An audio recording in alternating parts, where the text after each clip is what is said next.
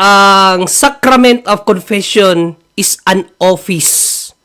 Tawagan yan Sacrament of Reconciliation. Okay? Hindi yan para bang mga pari lang ang malinis. No, hindi ganon. Yan ay isang katungkulan ng isang pari na dapat nilang gampanan sa pagkapari nila. Okay? Yan ang dapat ilagay mo sa isip mo. Huwag mong ilagay sa isip mo dahil nagpapatawa ng mga pari, wala silang kasalanan, hindi ganun kapatid. Hindi porket marumi yung walis, ay hindi na siya nakakapagtanggal ng dumi. Ang walis, madumi din yan. Pero sa ayaw mo sa hindi, ginagamit natin yung walis, pampatanggal ng dumi. Tandaan mo yung mga analohiya na yan. Yung pari, kahit marumi sila, kaya nila magtanggal ng karumihan ng tao dahil yun ang kanilang tungkulin. Tungkulin yun. Dahil sa katotohanan ng ipinapangaral ng Santa Iglesia Katolika na hindi maitanggi ng mga protestante sa lungatang aral at bahayag ng mga pastor.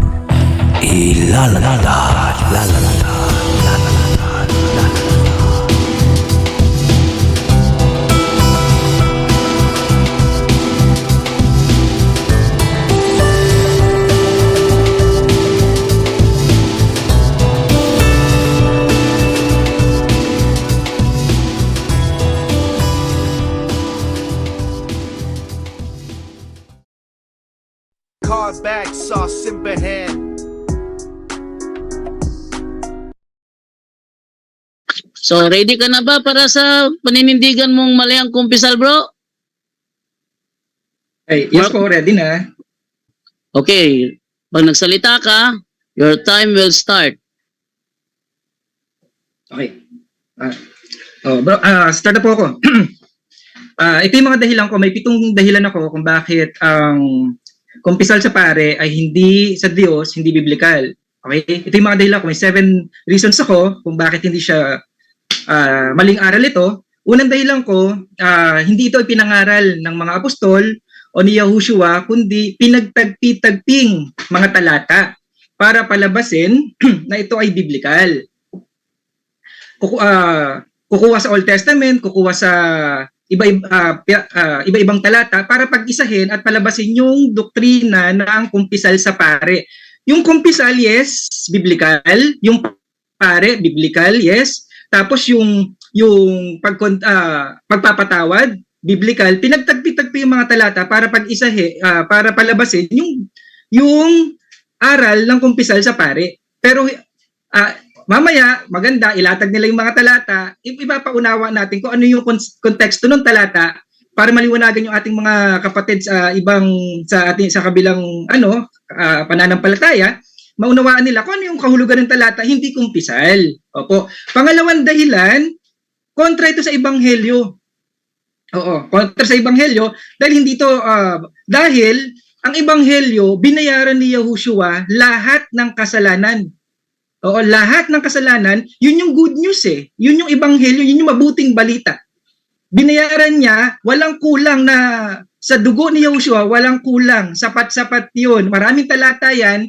Maganda rin na minsan, matutukan nating pag-aralan yung ebanghelyo para maunawaan natin kung ano ba ay ang meaning ng ebanghelyo na kung saan pinalalabas na kulang ito at ang pupunan nito yung pare. Oo, kulang yung ginawa ni Yahushua sa Cross of Calvary. Ang magpupuno neto, yung pare. Isang malaking kalapastanganan yan. Napakalaking kalapastanganan yan. Pangatlong dahilan ko, ang kapatawaran ng ating kasalanan ay sa pamamagitan ng bautismo. Acts 2:38. Dahil ang bautismo, sa kanyang kamatayan, tayo binabautismuhan sa kanyang kamatayan para ibihis natin sa Yahushua ang makita yung kanyang kabanalan, hindi yung karumihan natin. Yun yung kapatawaran ng kasalanan. Kaya yung authority na sasabi nila, tumutukoy yun sa bautismo. Tapos, sasabi nila, yun, ang inaring ganap lang na ang saserdote lang ang matuwid. Parang gano'n, parang pinapalabas nila ang saserdote lang, yung mga pari lang ang matuwid. Ang nakatanggap ng ng Holy Spirit para sila ang may karapatan lamang magpatawad at hindi kasama yung lahat ng sumasampalataya ng tama at totoo at tumanggap din ng Holy Spirit sa Day of Pentecost. Lahat yun tumanggap Lahat yun nananampalataya. Kaya lahat yun ay may karapatan magbautismo at mag-execute ng bautismo para tayo ay mapatawad. Yun ang meaning nun Pero pinalalabas nila sa aral ng kumpisal na ang banal lang, ang matuwid lang yung pare. Kaya sila lang ang may karapatang mamamagitan. No? Mamagitan saan? Sa tao at sa Diyos. Parang ganun ang pinalalabas nila. Hindi ganun, maling pagkaunawa sa mga talatang ibibigay nila mamaya. Maganda, isa-isahin natin yan. Sana mahaba yung oras. Sa idin natin, lahatin natin lahat ng talata, isa-isahin natin lahat ng talatang binibigay nila para maunawaan natin, hindi kumpisal to. Hindi kumpisal sa pare. Oo. Pang-apat, isa lang ang ama. Diba? Tumatawag sila, pag nagkukumpisal sila, Father. Isa lang ang ama, isa lang tagapamagitan. Lalapit ka sa pare para mamagitan sa kasalanan mo sa Diyos. Isa lang tagapamagitan, isa lang ang ama, isa lang ang hukom. Alam ba ng pare ang iniisip ng tao para maghusga siya kung karapat dapat itong taong bigyan ng absolution? Mali. Isa lang ang hukom. Isa lang ang tagapagligtas. Hindi ka maliligtas kung hindi ka lalapit sa pare. Meron ako mababasa, lumapit tayo sa throne of grace. Yes, meron. Pero lumapit ka sa pare, para magkumpisal, para maligtas, tagapagligtas na ngayon ng pare. Malaking pagkaligaw to, malaking pagkaligaw. Walang pwedeng umalili. Walang pwedeng umalili kay Yahushua. Walang pwedeng umalili. Okay? Panglimang dahilan ko, ang aral ng kumpisal sa pare ay nagpapatunay na ang Roman Catholic Church ay nasa ilalim ng kautusan. Bakit? Bakit? Kasi ipinalit nila ito sa ginagawa ng mga Hudyo taon-taon sa templo ng paghahandog para mapatawad sa ating mga kasalanan. Yung mga Hudyo pupunta sa templo para mag-alay taon-taon para sa kapatawaran ng ating kasalanan. Nagko-confess sila. Papansinin mo, obserbahan nyo mga talata ibibigay niyan tungkol sa paghahandog sa templo. Bakit? Kasi katunayan to na sila ay nasa ilalim ng kautusan kasi tinuloy nila yung ginagawa ng mga Hudyo taon-taon, iniban lang nila ang proseso para hindi mahalatang nasa ilalim pa rin sila ng kautusan. Pero anong kahulugan nito? Kapag ikaw nagkasala, hindi ka nakalapit sa pare, impyerno ka, ganun din naman yung ginagawa ng mga Hudyo sa templo sa sinagoga, sa templo para mapatawad sa kasalanan. Walang pinagkaiba. Iniba lang ang proseso, pero yung mensahe parehas na parehas. Kaya nasa ilalim pa rin sila ng kautusan Nagpapatunay na nasa ilalim sila ng kautusan. At ito pa may mga naririnig ako sa kanila, pang-anim na dahilan ko, ang grace hindi tumutukoy sa kumpisal sa pare May mga naririnig ako na parang state of grace, may sasabi silang ganyan tungkol sa grace. Para manatili ka sa grace, ang tawag ito? Magkumpisal ka. Iniiba yung kahulugan ng grace. Ang linaw ng ibig sabihin ng grace ng biyaya. Ito'y regalo binigay ng walang bayad, sumampalataya lang tayo. Pero yung sampalataya, linawin ko lang sumasampalataya ng buhay, tama at totoo. Kasi may patay na pananampalataya. Kaya wag niyo akong paparatangan na yung pananampalataya, lahat ng nananampalataya approve sa akin o pinaniniwalaan kong tama. Maling ganon. May isa lang ako pinaniniwalaan pananampalataya, yun yung buhay totoo at tamang pananampalataya. Maraming talata yan. Okay? Kaya wag ako paratangan sa bagay na yan, Okay? Pang-pito, sa pamamagitan ng kumpisal, sa mga nakikinig, hinihikayat ang tao maging hipokrito.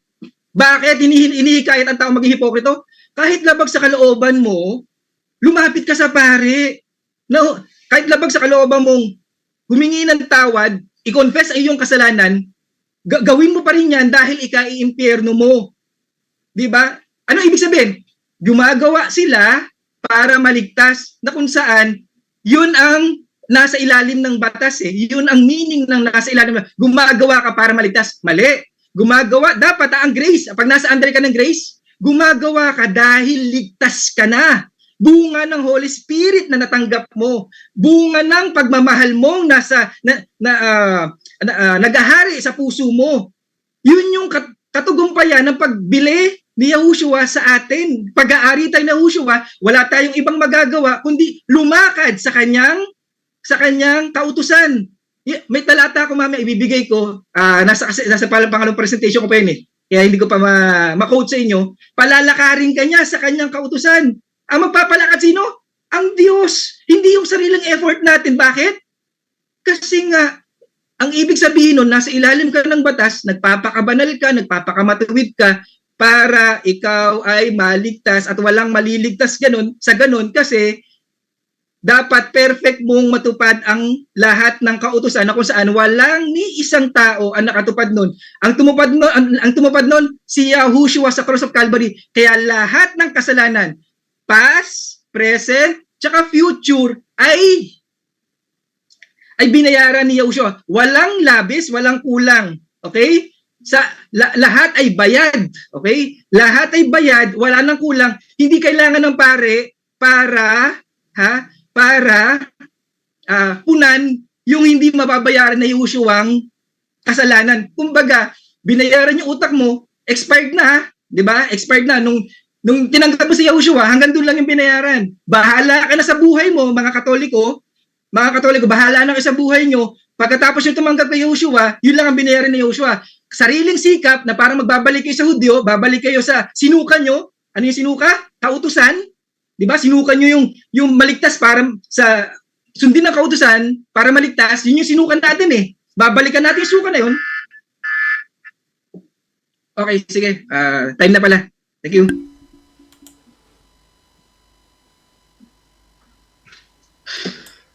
Ayun, maraming salamat. Ayun, Nasbudyando.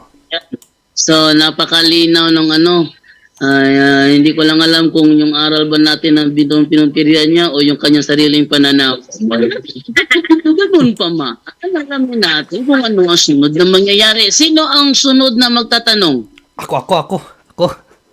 Oh, sige. Ating ibigay kay Brother, wait lang. Ating ibigay kay Brother John Ray para sa kanyang unang katanungan. 10 minutes. Brother John Ray, go ahead. Okay, wait lang ha. Okay, yan. Maraming salamat. Then after ba nito, Bro Jando? Ilang minutes, bro? 10. Okay, sige. So, Bro Mark, narinig ko kaganina, bro, na sabi mo, ano ba yun? Hindi ito ipinangaral ng mga apostol. Totoo ba yung sinabi mo, bro, na hindi ipinangaral ito ng mga apostol? Yes na yes, kasi pinagtagpi-tagpi yung confession na isang talata, yung pari na ibang talata, yung tawag ito, yung ano ba, yung pagpapatawad, yung pagpapagaling, yung mga ganun, pinagtagpi-tagping talata. Maganda magbigay ka ng talata na pinakamatibay yung talata, papakita ko sa inyo hindi yan kumpisal. Sige, itong sa 2 Corinto 2:10, sige, pakita ko muna. Sa 2 Corinto 2:10, sabi ni San Pablo dito, bro, datapwat ang inyong pinatatawad ng anuman ay pinatatawad ko rin. Kumpisal to, hindi? Hindi, wala. Hindi ano yan, hindi kumpisal. Ano yan? Wala din yung confession. Okay. So, define confession first. Ano yung confession? Pagpapatawad, hindi pagpapatawad? Ang confession, pagpapahayag ng kasalanan. Ang pagpapatawad, pinatawad yung pinahayag mong kasalanan. Anong tawag dito? Basahin mo. Sorry, ulitin ko yung ano pa. Ang pagpapatawad ay pinahayag at kahit hindi mo pinahayag, pinapatawad. Sorry, correction na. Correction. So, ibig pala sabihin, ang mga apostol, lalong-lalo na San Pablo, nangaral ng pagpapatawad. Yes. So, yes, confession yon. Confession? Hindi. Pagpapatawad yung forgiveness yan. Hindi yan confession. Iba sa pagpapatawad. Define again the confession. I-define ang confession at ito yung tanong ko, bro. I-define mo yung confession at ano ang mangyayari kasunod ng confession. Sige, define confession first. Ang confession, pagpapahayag ng kasalanan. ang pagpapatawad ng kinonfess or hindi kinonfess. Mm. Malinaw okay? Magkaiba yung pagpapahayag sa sa pagpapatawad. Magkaibang magkaiba yan. Ngayon, kukuha kayo ng isang talata, iduduktong sa isang talata para gawing confession. Hindi naman yung confession sa tanong pare. ko. Hindi, ang tanong ko dito sa dos Jess, ito, wait. Ito yung tanong ko. Kasi confession, sabi mo, magko-confess ka tapos may pagpapatawad. Yun ang parang progress, yung progress ng confession eh. Pagkatapos mo mag-confess, may pagpapatawad. Kasi confess your sins, and then pagpapatawad. Yun ang sinabi mo eh. Sabi ni San Pablo dito, datapwat ang inyong pinatawad ng anuman ay pinatatawad ko rin. So, hindi ba't nangaral si San Pablo about confession? Hindi. Kasi pagpapatawad na pinapangaral niya eh.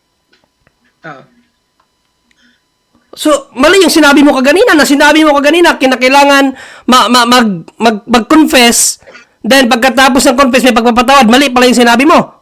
Wala akong sinabing ganun. Hindi lahat na nagko-confess pinapatawad. Si kay Job, yung nagkasala kay Job. Okay. Diba? Naman lahat na nagko-confess, 'di ba, ay pinapatawad. Okay, so sabi mo hindi lahat na nagko-confess ay pinapatawad. So kung babasa ako na ang magko-confess patatawarin. Ito sabi ni Juan. No, sabi mo hindi lahat na nagko-confess ay napapatawad. Ito ang sinabi ng apostol na Juan. If we confess our sins, he is faithful and just to forgive us. Sino ang tama? Ikaw si San Juan. Pares kami tama kasi yan confession yan sa Diyos. Objection, Mr. Moderator. Ang hindi biblical, yung confession sa pare. Objection, Mr. Moderator. Bro Jando.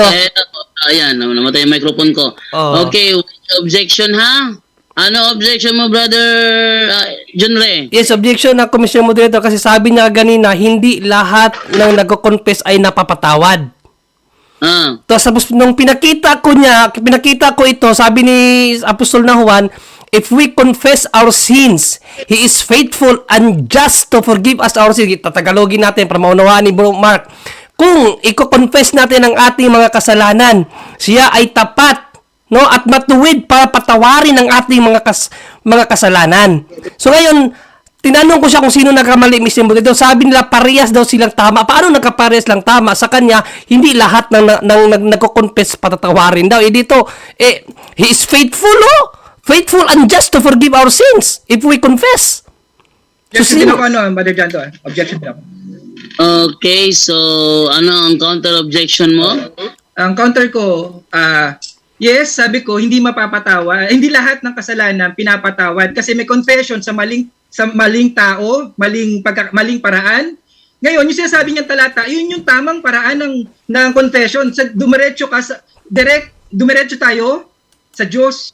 Okay, sige, nakuha ko na, Mr. Moderator. So, sabi mo ngayon, hindi lahat kasi may mga confession sa maling tao. So, ibig sabihin, meron din palang confession sa tamang tao. Yes, meron sa Old Testament. Pero sa New Testament, wala na yan. Uy, ano to New Testament to Katuparan na. Kaibigan, sumasagot ako. Sige. Sa Old Testament, wala pa yun. Totoo yun. Milalapit tayo sa sacerdote, sa mga Levita, para tayo ay mapatawad. Pero, sa New Testament, napunit na yung tabing eh. Pwede tayo dumiretsong pumasok sa templo. Bakit? Ibig sabihin, dahil si Yahushua ang high priest ay namamagitan na eternally sa heaven. Eternal na yung magpakailanman tayong tinutubos. Kumbaga, pwede na tayo dumiretso sa Diyos dahil si Yahushua na ang high priest. Okay. So sabi mo bro, sabi mo na sa New Testament wala nang pagko-confess sa mga tao, sabi mo 'yan, no? So kanino dapat mag-confess sa New Testament?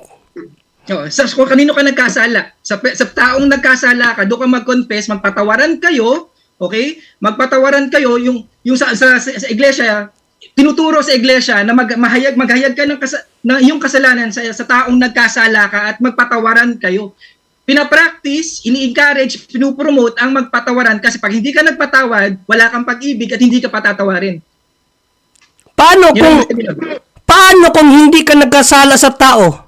Sa Diyos ka nagkasala, kanino ka hihingi ng tawad? Kung hindi ka nagkasala sa tao, sa Diyos ka nagkasala. Kanino ka hihingi ng tawad ngayon? Yung talatang binigay mo sa John, dumirekto ka direkto tayo sa Diyos, humingi tayo ng kapatawaran, i-confess natin yung kasalanan natin sa Diyos na tagapamagitan natin, nag-iisang Diyos at tagapamagitan natin. Doon tayo mag-confess. Diretso tayo sa Diyos, hindi sa pare na kung saan para bang siya pa yung ginagawa natin tagapamagitan sa Diyos at sa tao, ang paring ito. Na kung saan pare-pares lang tayong makasalanan. Oo. Okay. So dito sa dito sa Juan 20:23, no? Kasi sabi mo hindi sa mga pare eh. Okay, ito. Sa Juan 20:23, kung patatawarin nyo ang kasalanan ng isang tao, itong nyo, mga pare ito o hindi? Hindi, lahat ng matuwid, lahat ng inaring matuwid, lahat ng inaring banal, ako inaring banal, yung mga kasama ko sa church, inaring banal, inaring matuwid, lahat ng inaring banal nananampalataya sa nag-iisang totoong tagapagligtas, yan ay ang tinutukoy sa talatang yan. Nung time na sinabi ng Panginoong Kristo, sino mga kaharap niya, mga apostol o hindi mga apostol? Sa oras na yon, kapatid, mga apostol, dahil kung ano yung Espiritu Santo na tinanggap nila nung hiningahan sila sa John 20:23 yata kung na magkamali, ay yun din ang tinanggap nating Holy Spirit sa Day of Pentecost hanggang sa nakarating sa Pilipinas, yung pangangaral ng Ebanghelyo, nakatanggap, nabautismo kami sa pangalan ni Joshua, tumanggap kami ng Holy Spirit, kaya parehas yung Holy Spirit na tanggap ni Apostol Pablo, ni John, lahat sila, anong Espiritu Santo na tanggap nila, parehas na natanggap ko at natanggap ng mga kasama ko sa simbahan. Okay, salamat. Mga kasama ko sa Salamat dahil pala mga apostol yon. Sangayon ka ba sa 5 Gs ng sa 5 Gs ng Revelation na yung mga apostol na yan ay sila yung mga pari na itinalaga ng Diyos upang maglingkod sa Diyos. Sangayon ka na sila yung mga apostolin ay mga pari. Yes, tanggap na tanggap ko kasi lahat tayong mananampalataya, nasa 1 Peter yata yan, hindi ako magkamali. Mamaya ibibigay ko sa yan, kaibigan. Sa 1 Peter yata hindi ako magkamali, yung talatang yan. Lahat tayong nananampalataya ay mga saserdote. Okay? Mag-aalay tayo ng kalugod-lugod na handog. Mamaya ibibigay ko yung talata, kaibigan. Alam ko yung unang Pedro 2:5 yan, alam ko yan. Yun. Kasi dalawang ibig sabihin yan. Pero hindi ako tanong. So, ganito, ang tanong ko kanina, nasagot mo na yung Panginoong Jesucristo kinausap ang mga apostol, mga pare. Sinabihan niya yung mga apostol, ang sino mang patawarin ng mga apostol ay patatawarin sa langit. Ang sino mang hindi patatawarin sa langit, ay hindi patatawarin ng mga apostol ng mga pare, ay hindi rin patatawarin sa langit. So ngayon, saan ang talata mo na sinabi ng Panginoong Jesucristo, ang sino mang hindi patatawarin ng mga pare, no? Ang sino mang hindi magkumpisal sa mga pare, kung meron kang talata diyan, sa mga pare ay ang sino mang magpatawad sa mga ang sino mang patawarin ng mga hindi pare, no? Hindi pare sino man ang patawarin ng mga hindi pare ay hindi patatawarin sa langit, at sino man ang patatawarin ng hindi mga pare ay hindi rin patatawarin sa langit. Meron kang talata niyan o wala? Meron. Sige. Sa ano yan? Sa Acts 2:38. Yung bautismo ay sa ikapapatawad ng ating kasalanan. Okay? Sabi, humayo kayo, 'di ba? Humayo kayo, 'di ba? At gawin lahat ng alagad. 'Di ba? Natupad Objection. sa Acts 2:38 na kung saan Teka. Anong objection? Umabot na sa Mars, Mr. Moderator. Umabot sa bautismo. Ang tanong ko, confession. Kasi kaganito, klaruhin ko, Mr. Moderator, nabasa ka ganina, in-affirm niya na nag-utos ang Panginoong Jesucristo sa mga apostol na sabi niya, pare, na ang patatawarin ng mga pare na apostol, patatawarin sa langit. At kung hindi nila patatawarin, hindi rin patatawarin sa langit. So, in the verse, nanapan ko siya ng talata saan mababasa na ang patatawarin ng mga hindi pare ay patatawarin sa langit, at ang patatawarin at ang hindi naman patatawarin ng mga hindi pare ay hindi rin patatawarin sa langit. Saan siya makakabasa niyan? Huwag niya akong bigyan ng binyag kasi hindi ito about sa binyag, about to sa confession. Sige, bigyan mo siya ng talata, Brother Umbaw. Isa sa mga rule kung ano tinatanong yun ang isagot. Huwag kang lumiko sa bautismo dahil hindi naman bautismo ang topic ngayon. Brother Umbao? Sige. Okay. Okay. Ang talata... Meron o wala, o meron o wala. Dapat sumagot ka muna, meron o wala. Meron. Okay, meron. 1 Peter 2:5. Kayo rin naman, nagaya ng mga batong buhay, ay natatayong buhay sa ukol sa Espiritu upang maging saserdoteng banal, upang maghandog ng mga hain na ukol sa Espiritu na kalulugod sa Diyos sa pamamagitan ni Jesucristo. Anong ibig sabihin ng talata? Objection, Okay? Mr. Moderator. Yes, anong objection? Hindi ako nagtanong kung anong ibig sabihin ng talata ng unang Pedro 2:5. No? Ang hinahanap ko, Mr. Moderator, talata na sinabi, ang patatawarin ng mga hindi pare. Kasi inapirm niya kaganina na ang patatawarin ng mga pare, patatawarin sa langit. So in reverse, Counter ako. in reverse, talata na sinabi, ang patatawarin ng mga hindi pare, patatawarin sa langit, at ang hindi patatawarin ng mga hindi pare, hindi rin patatawarin sa langit. Saan talata mo nabasa? Saan talata? Kasi ang binigay niya kasi Mr. Moderator sa 1 Peter 2:5, basahin natin na kung may sinabi ba dito na ang patatawarin ng mga hindi pare. Tulad ng mga batong buhay, maging bahagi kayo ng isang templong espiritual bilang mga paring itinalaga para sa Diyos. Mag-alay kayo sa Diyos ng mga handog na espiritual na kalugod-lugod sa Kanya, alang-alang kay Jesucristo. Walang sinabi diyan na ang patatawarin ng mga hindi pare. Okay. Nakuha ko na. Opo. So, may counter ako, Mark Umbao, may ang counter muna ako. unang Pedro 2:5 ay walang kinalaman sa kumpisal. Correct. So, Counter ano muna yung- ako kay Pati. Ano yung counter objection mo? Ang counter ko, ang gusto niyang patunayan, sir, pare lang ang pwede magpatawad, ang pinapakinggan ng Diyos. Mali, kasi lahat nga tayo saserdote. Sa 1 Peter 2:5. Ngayon, kung lahat tayo saserdote, ano itong maghandog ng mga hain na ukol sa Iba yung, Espiritu? bro, wait lang. Iba yung maghandog ng hain sa kumpisal. Kasi kami mga Katoliko, pag nagkumpisal kami, wala na kaming hinahandog na hain. No?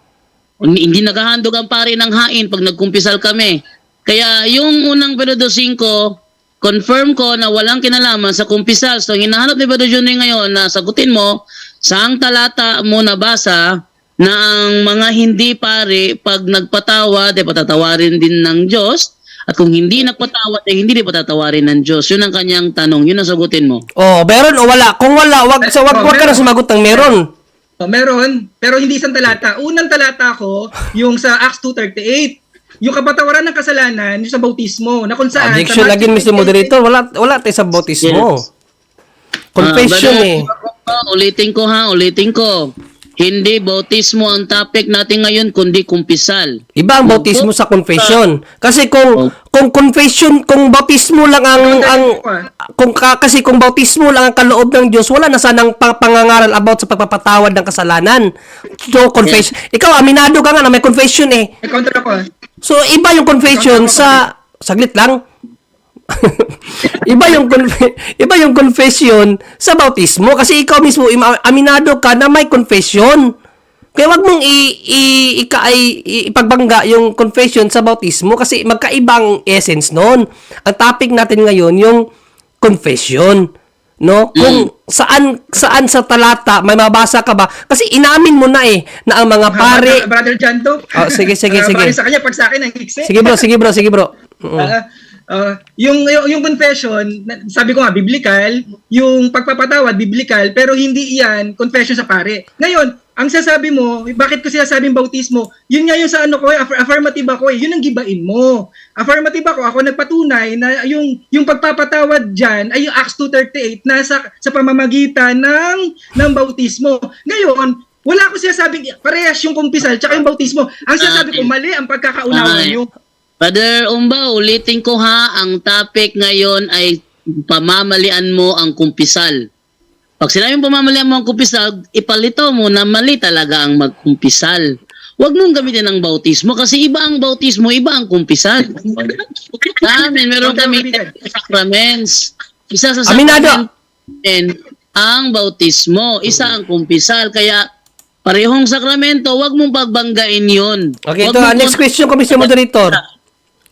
Tapos ng oras, Brother John Ray. Tapos na pala. Tapos na ang 10 minutes Sige. na tanungan. Okay, so, Anong gusto mo? Mag-rebut ka sa kanya? Oh, O mag-rebut na lang ako, Mr. Moderator. Radyado, excuse lang saglit. Magtatanong din ba ako? Yes, tanungin mo siya Yes. pagkatapos na mag-rebut. Mm-mm. Okay? O, Brother John Ray, rebut ka ng 10 minutes. Okay, maraming salamat, Mr. Moderator. No? So, wait lang anuin ko muna yung aking, aking camera. Okay, yan. So, yan na lang. Okay, so, maraming salamat, Mr. Moderator, Berjando. Una-una, narinig natin kay Mark Umbao kanina na sabi niya na para bang ang mga pari lamang ay malinis na sila lang ang pwedeng magpatawad ng kasalanan, misconception. No? Brother Mark, ang kumpisal ay hindi ito isa bang parang special power ng mga kaparian na sila lang ang meron yan. Hindi ganoon. Ang Sacrament of Confession is an office. Tawagan yan Sacrament of Reconciliation. Okay? Hindi yan para bang mga pari lang ang malinis. No. Hindi ganon. Yan ay isang katungkulan ng isang pari na dapat nilang gampanan sa pagkapari nila. Okay? Yan ang dapat ilagay mo sa isip mo. Huwag mong ilagay sa isip mo dahil nagpapatawad ang mga pari, wala silang kasalanan. Hindi ganon, kapatid. Hindi porket marumi yung walis ay hindi na siya nakakapagtanggal ng dumi. Ang walis, madumi din yan. Pero sa ayaw mo sa hindi, ginagamit natin yung walis pampatanggal ng dumi. Tandaan mo yung mga analohiya na yan. Yung pari, kahit marumi sila, kaya nila magtanggal ng karumihan ng tao dahil yun ang kanilang tungkulin. Tungkulin yun. No? Tandaan mo, ang isa sa pagpaparito ng ating Panginoong Jesucristo, Mark Umbao, Mateo 1:21, para pawiin ang kasalanan ng mga tao, no? 1:21 ng Mateo. Ito, makikita natin dito ang sabi ng Panginoong Hesus, sabi ng ng banal na kasulatan, He will save His people from their sins, no? Isa yan sa reason sa pagparito ng ating Panginoong Jesucristo. At ang nga niyan, itong nasa 2:5 ng Marcos, no, ang sample baga, no, na nagpatawad talaga ang ating Panginoong Jesucristo ng kasalanan, no. He said to the paralyzed, the young man, your sins are forgiven. Yan, your sins are forgiven. Isa yan sa itinatag ng Panginoong Jesucristo na sakramento, no. So kung ano ko pa dito ang sakramento, hahaba na, no? Pero isa yan sa sakramento na itinatag ng ating Panginoong Jesucristo, ang pagpapatawad ng kasalanan. Tandaan natin na ang Diyos lang ang may karapatan na magpatawad ng kasalanan, hindi ang tao. Kaya nga mali yung akala nyo na ang mga pari iba parang Diyos dahil makapagpatawad sila. No, it's an office. No? Isa yan sa inutos ng Diyos Ama sa kanyang Diyos Anak, sa kanyang bugtong na anak, no? Sa Panginoong Jesucristo na patawarin ang mga tao sa kanilang kasalanan. At tandaan mo, yung pagpapatawad na yan, binasan natin kanina, ibinigay niya yan, inilipat niya yan sa kanyang mga alagad. No? Brother Mark Umbao, Juan 20:21, sabi ng Panginoong Jesucristo, Tagalogin ko, no? Sabi ng Panginoong Jesucristo, sinabi ng muli sa kanila ni Jesus, kapayapaan ang sumainyo, kung paanong pagkasugo sa akin ng Ama, ay gayon ko din kayong sinusugo. Ano daw? Kung paano sa isinugo ng Ama, ganon din niya sinugo ang kanyang mga alagad. Okay? Ano yung ang isa sa sinugo ng Ama sa kanya? Patawarin ang mga tao sa kasalanan. Kaya nga kung titingnan natin sa 23, napakalinaw. Hindi mo nga natutulan to eh. Sino mang inyong patawarin ng mga kasalanan ay pinatawad sa kanila. Sino mang hindi ninyo patawarin ang mga kasalanan ay hindi pinatawad. Kasi inamin mo, yes, mga pari yan. Oh, so, mayroon pala talagang confession na gampanin ng mga pari. Inamin mo eh. Kaya nga, in reverse, para tumama ka naman sa tuligsa mo sa amin na mali ang confession sa pari, Saan mo nababasa? Kasi ang claim mo sa mga tao lang, mali. Mali kasi kung hindi ka nagkasala sa tao, hindi ka naman need humingi ng suri sa tao eh. Kasi most likely ang tao nagkakasala hindi sa tao kundi sa Diyos. O halimbawa, wala akong kasalanan kay Jando. Ba't naman ako hihingi ng tawad kay Jando? Para patawarin lang ako ni Jando sa wala? Anong luhi ka yan? Mark Umbaw. Pinatawad tayo ng Diyos dahil humingi tayo ng tawad sa Kanya through priest. Dahil sa mga pari. Kasi yun nga ang kanilang tungkulin, no? Kanina, ginamit mo unang Pedro 2:5, common priest. Yun, yung sinabi doong pari, tayong lahat, mga common priest. Katoliko lang yun, hindi kayo kasali doon kasi hindi naman kayo binyagang katoliko. No? Common priest. Dalawa ang meaning ng pagkapari sa Bible. Common priest and ordained priest.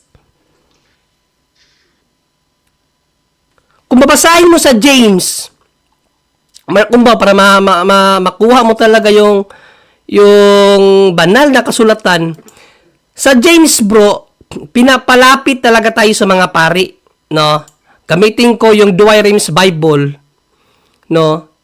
O, ito. Hindi sa common priest. Tandaan mo, ito ang sabi mo, Mark Umbawo, if is any man sick among you, let him bring the priest of that church. Hindi sinabi priest na mga membro. No, kung tatingnan natin yan sa KJV, sa KJV yan ay leaders of the church.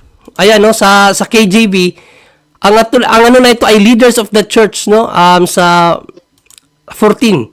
Ayan, let him call for the elders of the church. So hindi siya ordinary member. Elders of the church. Kung babasahin sa Douay-Rheims, yung elders of the church na yan, mga priest yan. So, hindi siya ordinary lamang na pari. Yung tinatawag natin common priest. Oh. So, leaders of the church, mga pari. Tingnan mo yung talata. Tapos, tingnan natin sa 16, anong gagawin dyan?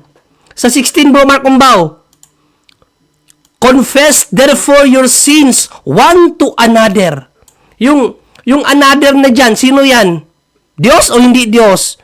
Siyempre, hindi Diyos. Alangan naman isabihin mong another yung Diyos. Pari yan. Yan yung pari na sinasabi dito na lapitan natin sa 14. Let him bring in the priest of the church.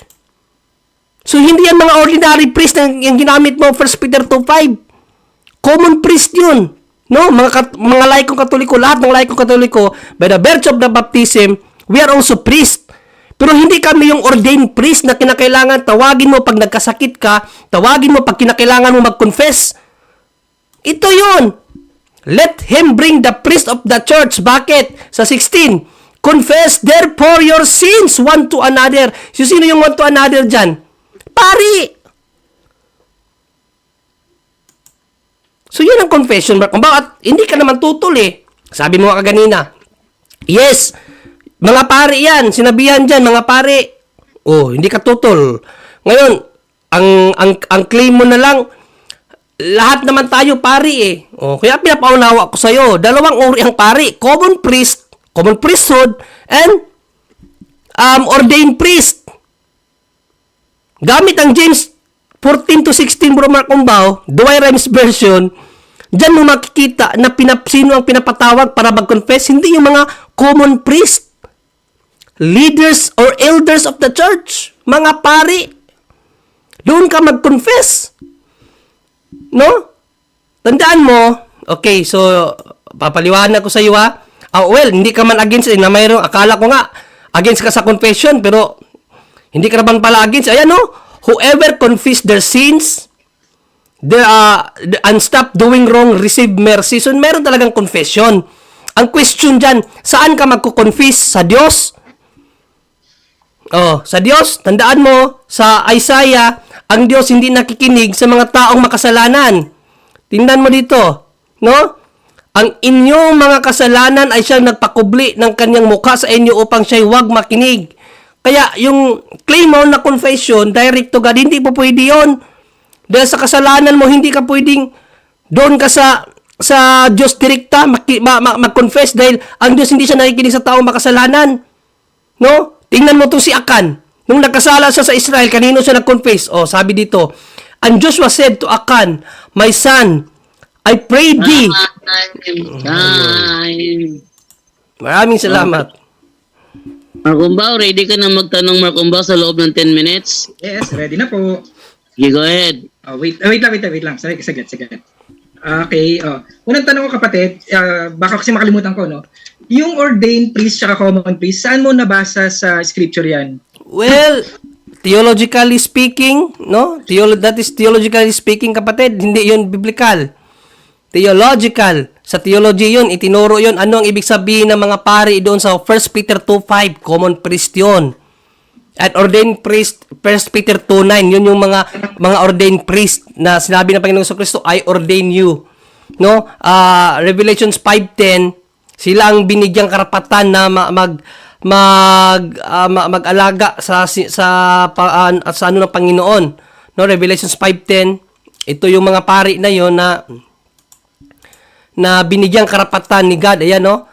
Has made us unto our God king's priest, and we shall reign on the earth, na maghari sa mundo.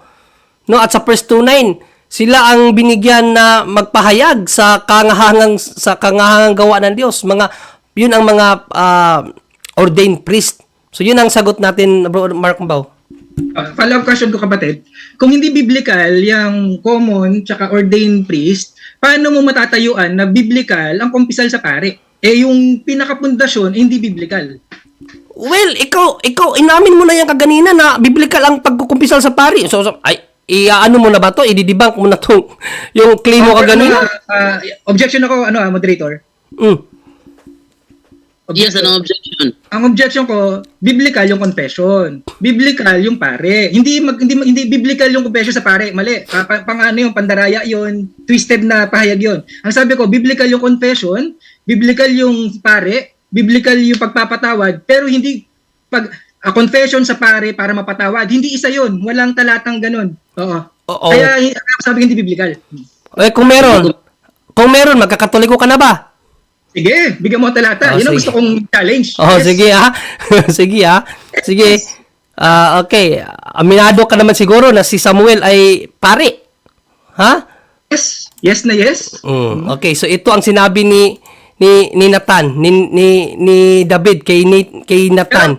Moderator, saglit. Oh. Kapag napatunayan kong hindi kumpisal sa pari yan, magbo-born again na ba si Brother Jun Ray? Uy, Kasi challenge niya ako. hindi ako mag-born again. Siyempre, kasi Hindi, sige, okay lang. Kahit hindi na. ba't naman ako mag-born again? Tungkol to sa confession, sa pare.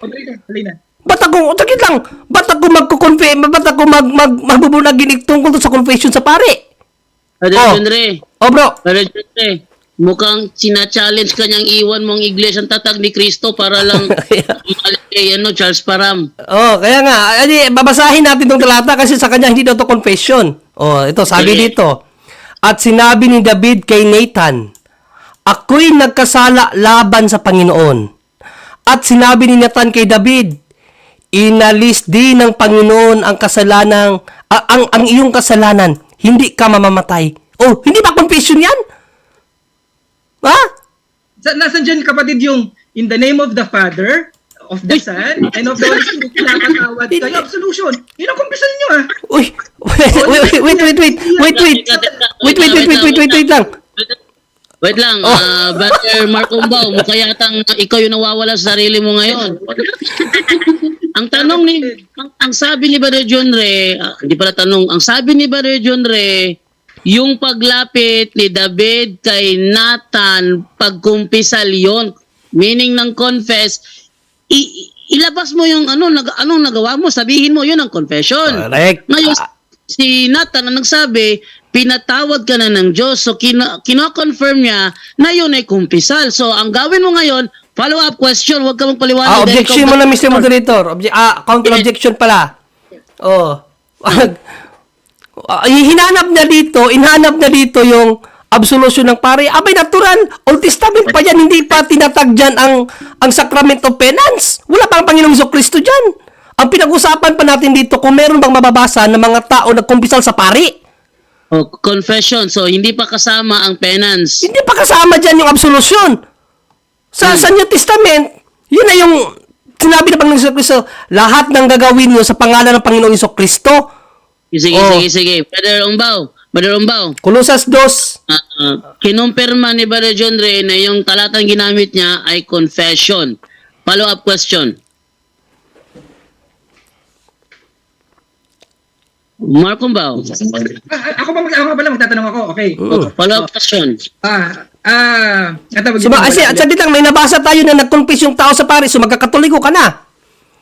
kapatid, confession sa paring Katoliko, yung sa inyo, ano yan eh, ang tawag dito, sa Old Testament, paghandog sa templo yan, kaya ako nga sinasabi na sa ilalim kayo ng kautusan. Paano paghahandog sa templo? May paghahandog ba sa templo dyan? Sige nga, inalis din ng Panginoon ang iyong kasalanan. After niya mag-confess, inalis na Diyos ang iyong... Saan paghahandog sa templo niyan? Wait lang ha. Tinatanggap mo na ba, Mark Umbaw, na yung binasa niyang 2 Samuel 12:13 ay confession nga, pero sabi mo, hindi lang sa paring Katoliko? Nabasa ko na, saglit. Nabasa ko na yung 2 Samuel. Ito na pala. Hindi siya confession. Nasaan yung nagko-confess dyan? Pakibasa nga yung nag-confess. Pakibasa nga ulit, Brother John Ray. Pakibasa nga ulit yung ikalawang Samuel. At sinabi... Ay, nawala. Wait. Nawala tuloy. Napindot ko yung iba. O, yan. O. At sinabi ni David kay Nathan, ako'y nagkasala laban sa Panginoon. At sinabi ni Nathan kay David. Wait Oh. lang. Laruin ko lang. Brother Umbaw, itong sinabi rito, sinabi ni David kay Nathan, ako'y nagkasala laban sa Panginoon. Confession ba yan o hindi? Yes, confession. Pero hindi yan. Ayun. Utos na Ayun, lumapit. confession nga. Ayun, teka, wait lang. Kinonfirm mo, confession yan. Si Nathan, Yes, confession. si Nathan na nilapitan ni David, pare ba?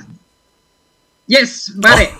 Oh, so Pare ng inamin mo Hudyo. na ngayon, Pare ng Hudyo. Biblia, meron talagang kumpisal sa pare. Yes, sa Old Testament, di ba nasa presentation ko kaibigan, ang linaw, lahat ng example nyo ng confession sa pare, Old Testament na wala nang nangyaring confession sa New Testament dahil si Joshua na ang high priest. Di ba ang linaw ng presentation ko? Alam ko lahat ang gagamitin yung confession kaya nga wala yung in the name of the Father, of the Son. Bakit? Kasi hindi makukompleto yung... Objection mo na moderator. Talata na lang yan eh. Objection. Objection mo na ako na puro na to objection. Tumigil yung oras. Ayan, salamat. No, objection ako Mr. Moderator kasi parang sa kanya ang Old Testament hindi na pwedeng gamitin, no? Mark Umbaw, ang Old Testament siyempre wala pa doon ang hindi naman ng Son of the Holy Spirit kasi wala pa nga ang pagtatag doon sa ng ating Panginoong Jesucristo, pero nandoon na ang confession. Sa New Testament gamitin mo na ang pangalan ng Panginoong Jesucristo. Kasi nga, lahat ng gagawin natin, Mark Umbaw, lahat ng gagawin natin, dapat sa pangalan na ng Panginoong Jesucristo. No? Basahin ko lang to para hindi ka balito, no? 17. After niya, moderator, counter ako O ito, sabi ni San Pablo, anumang inyong ginagawa sa salita o sa gawa, gawin ninyong lahat sa pangalan ng Panginoong Hesus na nagpapasalamat kayo sa Diyos sa pamamagitan niya. Kaya, wag mong pagkontrahin ang confession sa Old Testament sa confession ng New Testament kasi magkaiba ang uri ng confession yun. Magkaiba yung parang yung right. Pero confession pa rin. Sa New Testament kasi ayon na sa dikta ng Panginoong Jesucristo. Ano ba ang dikta ng Panginoong Jesucristo? Kinakailangan sa kanyang pangalan ng Ama, ng Anak at ng Espiritu Santo. So ganyan na sa New Testament. Counter ako, para dyan to. Question. Dahil counter ako, kaibigan. Lugi naman ako nun. Kaibigan. Anong counter mo na naman? Ang counter ko ganito. Malinaw sa opening presentation ko na yung confession sa pare, Old Testament na hindi na dapat ginaganap sa New Testament dahil katuparan nga si Joshua. Parang pagtutuli. Biblikal lang pagtutuli. Paraan para gawing membro ka ng iglesia. Pero ginagawa pa ba natin ngayon? Hindi. Ganon din ang confession sa pare. Dahil wala nang pare maliban kay Joshua. lahat na tayo, pantay-pantay na tayong pare. Ginawa na tayong lahat. Magkaiba pare. sa tuli. Kasi sa tuli, ipinagbawal. Ang confession hindi ipinagbawal. Ipinag-utos pang ang confession eh. Siyempre, ang tuli ipinagbawal eh. Colosas 2:13-14, wag nang ganapin ang pagtutuli. Pero ang confession, ipinagbawal ba? Hindi. Mateo 21:23, pinautos pa nga. O, ayan o. O, ang sino man inyong patawarin kasalanan ng isang tao, patatawarin sa langit, ipinag-utos ang confession. Ang tuli, ipinagbawal sa New Testament. Huwag mong iparehas, hindi parehas yun. Colosas 2:11 hanggang 14, ang tuli, pinahinto. Ang pagtutuli, pinahinto sa mga Kristiyano. Pero ang pagpapatawad ng mga kasalanan, patuloy yan. Ano ka ba? Sige, Brother Umbaw. Next question. Para clear bro, para clear. Yung 1:20-23 bro, yung kausap doon ni Kristo ng mga apostol, pare ba yun o hindi? Pareng katulad natin, lahat ng inaring matuwid, inaring mabanal, lahat ng tinubos ni Yahushua sa Cross of Calvary, lahat nakatanggap ng Santong Espiritu ay mga saserdote. Hindi ka pare. Walang naguli na sa iyo. Okay. Wait lang, may klaruhin lang ako, Sige, Brother sige, Umbaw, Yes, gusto ko yan. Sige. yung pinatawad ng mga apostol sa 1:20-23, nagkumpisa ba yun o hindi? Nagkonfisal sa isa't isa para magkapatawaran kasi bunga ng pag-ibig ang pagpapatawad ng mga kasalanan sa nakagawa sa atin ng kasalanan. So tinatanggap mo sa 1:20-23, nagkumpisal sila sa mga paring apostol. Anong 2023? Oh, so tinatanggap mo sa 1:20-23, nagkumpisal sila sa paring apostol. Wala. Sorry, wala. John 20:23, walang confession doon. Ang tinutukoy doon, baptism. Paano mapapatawad ng mga apostol kung walang magko-confess? Sa pamamagitan ng bautismo. Repent and be baptized in the name of Yahushua. Repent Bigyan mo nga ako ng version bro na bautismo tinutukoy doon. Kaibigan, walang ibang pagpapatawad. Hindi ka mapapatawad kung hindi ka maboborn again. Kaya nga walang maliligtas na hindi maboborn again eh. Bigyan mo ko ng ebidensya bro para sa mga nanonood. Bigyan mo kami ng ebidensya na bautismo tinutukoy doon. Wait. Sandali. Susuportahan natin ang talata yan. Sandali lang. Wait hanapin ko lang yung research ko sa John 20:23. Hindi, ebidensya ba na yun ay bautismo? Yeah. Ito na, Hindi, bautismo yun. dapat ako ang tanungin. Ba't? Wait. Kino-confirm ko lang bro. Sige. Okay, mga kino-confirm ko lang. Naka-stop yung time. Okay. Sige na, Brother Rumbaw, para makapagpatuloy na tayo. Kasi, iba yung inililiko mo sa bautism eh. Baptism. Natural. Kasi walang ibang paraan na magpapatawad ka kung hindi sa pamamagitan ng bautismo. Oo. Walang ibang paraan. Anong walang ibang paraan? Ano yung 1:21-23? Hindi pa paraan yun? Kasalanan ng ibang tao, kaibigan, ikaw magpapatawad. Sino ka? Huy, ano yung 20:23 Juan Marcumbaw? Hindi ba paraan ng Diyos sa pagpatawad yun? Ang John 20:23? Ang katuparan niyan, baptism. Di ba? Kaya sa ikakapatawad ng iyong mga kasalanan, ibinibihis natin si Yahushua. Paano ka? Okay, Marcumbaw, wait lang ha. May babasahin ako sa iyo ha. Brigado, wait lang ha. Ay ano ko lang sa kanya to, Brigado. Baliktad na to. Sige lang. Para maano lang to, malinawan lang itong si Marcumbaw. Sabi mo ha, kinakailangan, ibig sabihin, yung mga hindi na nampalataya, hindi na dapat bautismuhan. Mali. Sabi sa Mark 16:16, ang sumampalataya at mabautismuhan. Bunga ng pananampalataya ang bautismo. Hindi, oo nga, pero sabi mo kasi, yung confession, sabi mo kasi yung confession, hindi na kinakailangan yun sa mga nabinyagan na. No, ang confession na kasama sa bautismo. Paano yung nabinyagan? Kaya nga, paano kung nabinyagan na? Kasi mali yung bautismo sa inyo. Halimbawa, ito, sasabihin lang bro. Marcumbaw, halimbawa ito, sabi dito sa Gawa 19:1, pumunta si Pablo sa bulubunduking lugar ng lalawigan hanggang sa nakarating sa Efeso. May nakita siyang mga taga-sunod doon. Ito mga taga-sunod, nabinyagan na to. Wala sa talata, kaibigan. Taga-sunod. Taga-sunod, yes. So, hindi pa ba nila mag-confess o hindi na? Sa bautismo, pag ginawa no. repent ka, yung wala sa talata na Hindi, makinig ka. Sabi mo kasi, pinapalabas mo, pag nabaptismuhan ka na, ang pinapalabas mo dito, pag nabaptismuhan ka na, kahit hindi ka na mag-confess pag nagkasala ka. Kaya tinatanong ko sa iyo dito, pumunta si Pablo sa Efeso, bro, salit lang. Iko lang. Pumunta si Pablo sa Episo at may nakita siyang tagasunod. Ito mga tagasunod to, nabautismuhan na ba to o hindi pa? Tagasunod na eh. O, sa ibang talata niya, mananampalataya yan. O, sa MBB, mananampalataya yan. Ayan. O, alagad na nga sa MBB, alagad na. So, yan bang mga alagad na yan, nagkasala, simpre yan. So, need pa ba nilang bautismuhan muli or confession na lang? Confession sa Diyos, yes. Wala tayong pagtatalo pagdating sa confession. Sa pari lang Sa Diyos, okay, dapat ka talaga mag-confess ng kasalanan. Bawat kasalanan, maliit, malaki, mortal, venial, lahat yan. Paano mo i-connect yan dito, Mark? Kung ba, Isaiah, sabi ng Diyos, hindi nga siya nakikinig sa mga taong may kasalanan. Ayan Kapatid, sa inyong kasalanan na nagpakubli sa Diyos upang siya huwag makinig, hindi siya nakikinig sa mga taong may kasalanan. Kapatid, sana maging maintindihan ng mga Katoliko, no? Kung kayo, sa palagay nyo, hindi pa kayo inaring banal, inaring matuwid, inaring... Bro, dyan daw siya nalang mag-question na sa sakop rin. Bro, ang layo na. Kung hindi nyo inaangkin yan, kaibigan, kawawa kayo. Kalunus-lunusan yung kalagayan. Inaring tayong banal. Running time na lang. Kita mag-question ka na sa akin. Kaya pwede tayong hindi natawag diretso sa Diyos. Mag-question ka na. Inaring tayong banal. Kasyon. Inaring banal ka dyan.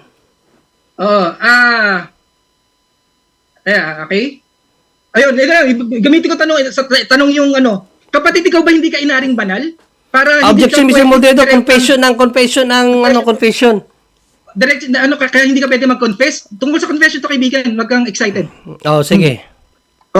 Hindi ka ba inaring matuwid? Hindi ka ba inaring banal? Para hindi ka makadirekta sa Diyos paghingi ng kapatawaran sa iyong kasalanan?